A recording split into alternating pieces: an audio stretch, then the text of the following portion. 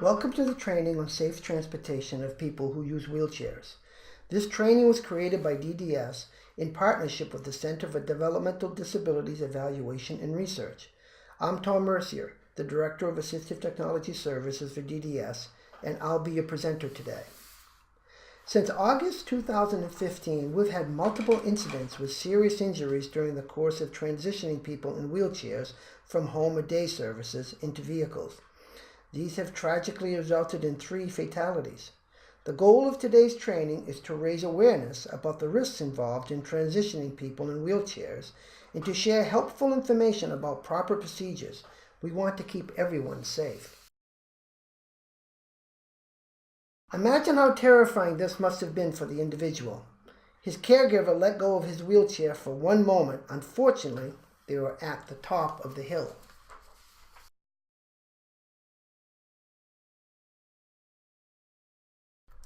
Transitioning on or off a van or car can be risky.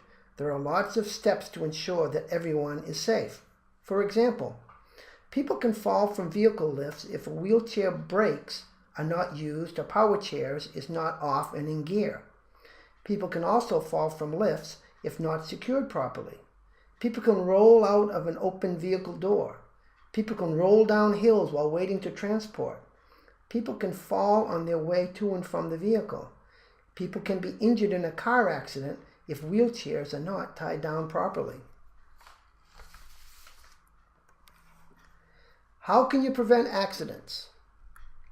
Take your time, pay attention, understand the risks, regularly check wheelchair parts, and practice operating the lift, tying down the wheelchair, loading and unloading, applying wheelchair brakes, and what to do after a fall.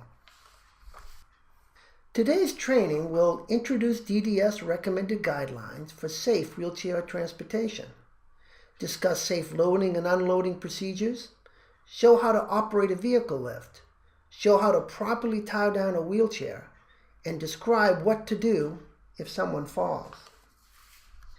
Provider agencies are encouraged to develop their own protocols for safe wheelchair transportation. Here are some recommendations for good practice guidelines that providers may want to incorporate into their own protocol. The safe transportation of all individuals who we support happens every day. But even if we succeed 99% of the time in providing safe transportation, we have not really succeeded at all. This is especially crucial in transporting people who use wheelchairs, who are especially vulnerable in accidents. With a bit of planning and preparation, we can make this process much safer. Here are some guidelines. Number 1, safe vehicles. Providers are encouraged to schedule regular inspections of vehicles used for transport. For example, check all the tie-downs and shoulder harnesses and lift mechanisms and make sure they're all in good working order. Number 2, safe wheelchairs. All wheelchairs should be in good repair. For example, brakes should not be too worn. The wheelchair frame should be intact with no missing hardware. Number 3, safe procedures. Staff who are involved in transportation should all be trained in the correct procedures for transporting people who use wheelchairs. This includes properly loading and unloading passengers into the vehicle. Many of these steps will be covered today. Number 4, safe planning. Have a plan for how many staff will be needed for staff transportation for each outing and what they are expected to do. For example, it's a good idea to plan the logistics ahead of time and think about who will load first, etc. We will talk more about this today. Number 5, emergency safety procedures. Think ahead of time about what staff should do in an emergency. We'll talk about this more in today's training. There are a number of things to think about when loading and unloading passengers from vehicles. The first thing to consider is where people wait.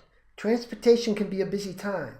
Your job is to keep the individual as safe as possible before they get into the vehicle. It is generally safer and more comfortable for individuals to wait indoors.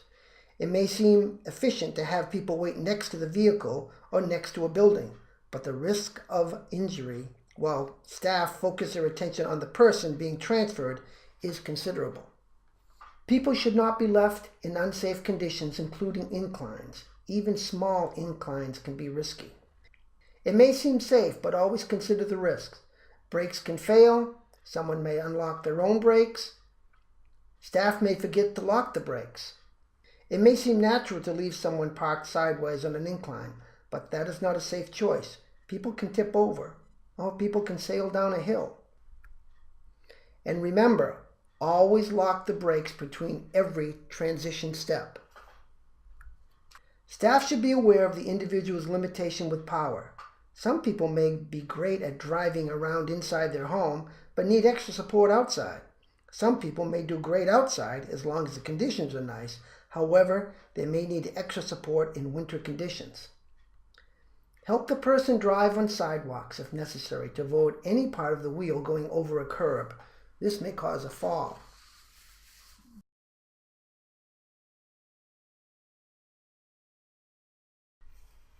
Avoid hills, ditches, and uneven terrain. Be mindful of traffic. Ensure that there is plenty of room to operate the lift and safely maneuver the wheelchairs on and off the lift. If the vehicle is a rear-loading vehicle, be certain to allow a lot of room at the rear of the vehicle. Safe loading. Deploy the lift and lower it until it is level to the ground. Assist the person to the vehicle. Back the person onto the lift platform, side-loading vehicles, or roll the person forward onto the lift, rear-loading vehicles. Lock the brakes or power off the wheelchair and place it in gear. Use a lift platform safety strap. Safety gate should be up. Make certain that the safety gate on the lift platform engages securely to ensure that the wheelchair cannot roll off the lift. And the arrow on the picture indicates where the safety strap is to be positioned. Now we're going to watch a short video clip demonstrating the proper way to operate the lift and load someone into the van. Now we're going to use the lift to help Michelle get onto the van. The first thing we need to do is to unlock the brakes, and the safest way is to always back the individual onto the van.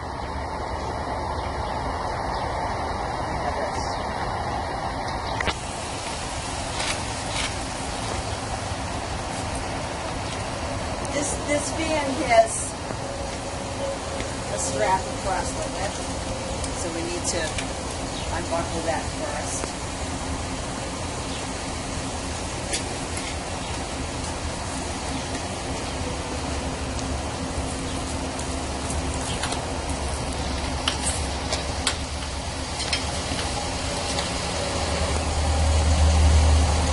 We're going to lock the brakes.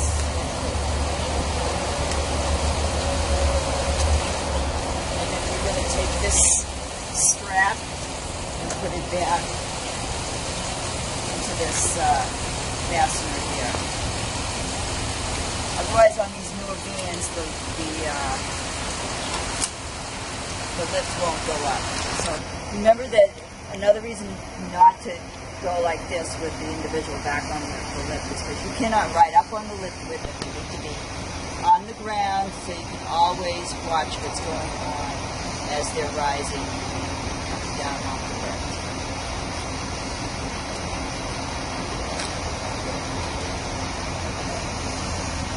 So then the next step, Michelle, we're gonna go up on the van now. The next step is to press the up button, lower right.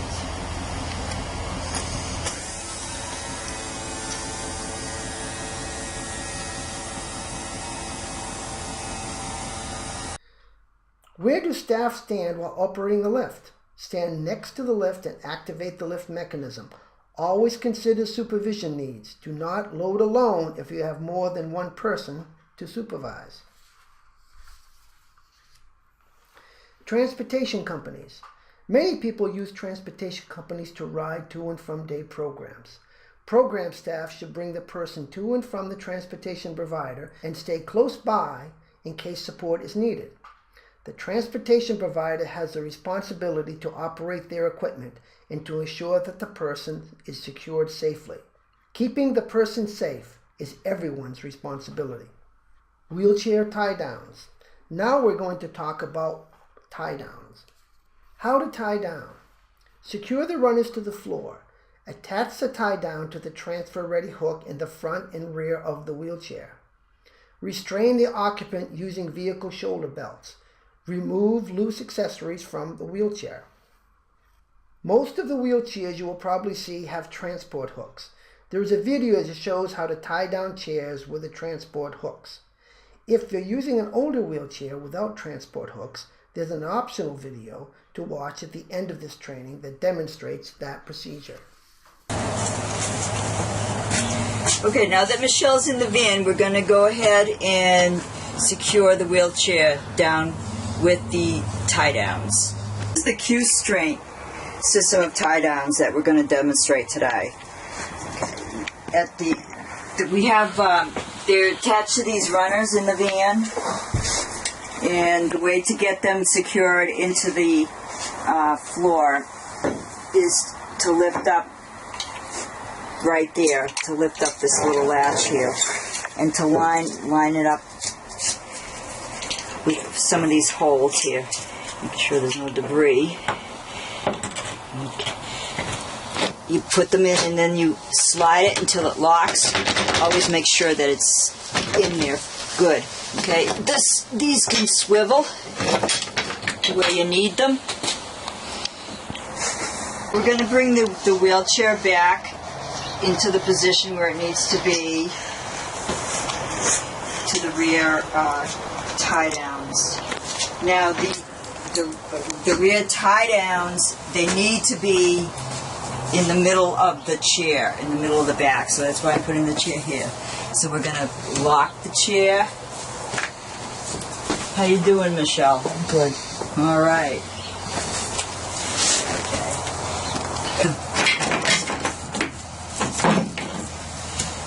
When you're placing the front straps, you need to make sure that they're on the outside of the wheelchair because the person's feet are in the way. You don't want to cross the person's feet with the straps.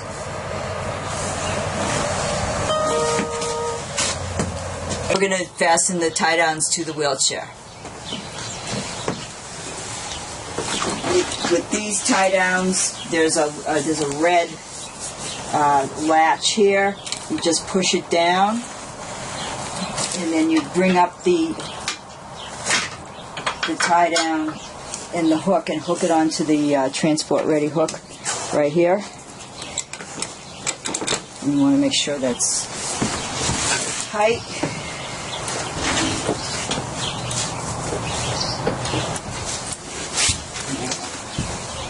And over here, the same thing.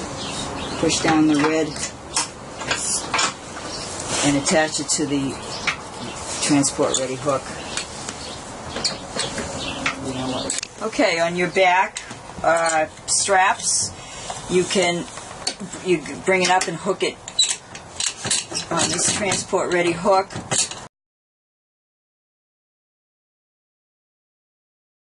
After the wheelchair is properly tied down, the next step is to secure the shoulder straps.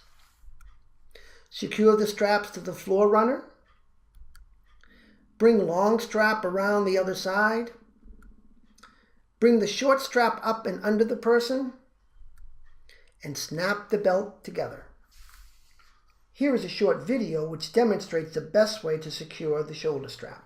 To harness people into their wheelchair, you can't assume that because this wheelchair itself has a seat belt that's going to keep the person protected, because it usually doesn't. In a collision, they pop out of their wheelchair very easily. So we have wheelchairs, safety straps in the van for the individual to keep them secure in their wheelchair while they're transporting. So we secure the individuals in their wheelchair just like you're secured into your car with the safety harness. There's two pieces to this. There's a piece attached to the side of the van that goes across the individual's shoulder. Then there's the picture yourself in your car, there's a buckle on the right side of you where the shoulder strap buckles into. So you have to keep that in mind when you're doing this, and it's less confusing that way. The way we attach these straps is to the floor. There's a mechanism on the wheelchair straps. Right here, there's a protrusion right here, and these straps go on there and lock on like that. You want to put your short strap opposite the long strap on the van. So you put that on this side. Then the long shoulder strap just goes on the other floor strap right there. Okay. Now when these straps are put on the individual, what you want to remember is they're to protect the individual and keep them in their wheelchair. So they're not going to be going around the wheelchair. They're not trying to keep, you already got straps for the wheelchair. You're not going to be trying to keep the wheelchair safe. You're trying to keep the individual safe, so the straps have to go around the individual and not the wheelchair. Alright, so what you want to do is you want to bring the strap around the individual, so you bring it between inside the arm. If you remember, we showed the anatomy of the wheelchair. We don't want to have straps going over pieces that can fall off in some sort of a collision. The other strap does the same thing. You bring it in between the person's the person in the arm.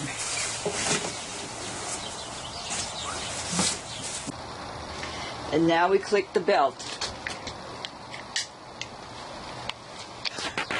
Now Michelle is secure in the vehicle. We're going to be able to just go out and put the lift up.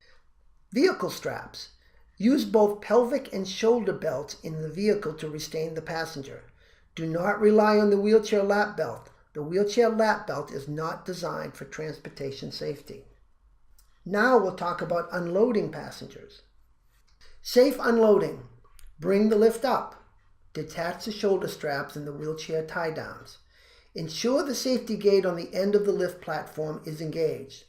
Roll wheelchair onto the lift. Ensure brakes are on or chair is powered off and in gear. Use the lift platform safety strap and lower the lift. Lastly, we'll talk about best ways to plan for safe transportation. Plan for safe transportation. How many staff are needed and who's responsible for what? The safe procedures for loading and unloading passengers can be time-consuming and it requires the full attention of the staff. Have a plan for how many staff will be needed for safe transportation for each outing and what they are expected to do, i.e. operating the lift, supervising other passengers. This will enable staff to focus their attention on supporting the individuals instead of trying to decide which staff will do which step of the process. Plan logistics ahead of time. A vehicle protocol may be needed for each house. Consider the best order for loading and unloading passengers. This will depend on individual support needs and other factors. For example, who's being picked up or dropped off first. Despite all our best efforts to ensure safety, accidents can and will happen. In the event of an accident, staff may become upset, anxious, and may not think clearly. It is important to know how to proceed if a fall should occur. What do we mean by a wheelchair fall? A wheelchair fall is when the chair tips over sideways, backwards, or forwards, regardless if the person falls out of the chair or not. Why are these falls significant? A wheelchair fall is not your typical fall where someone goes down and immediately gets up again. The chair is likely in motion at the time of the fall.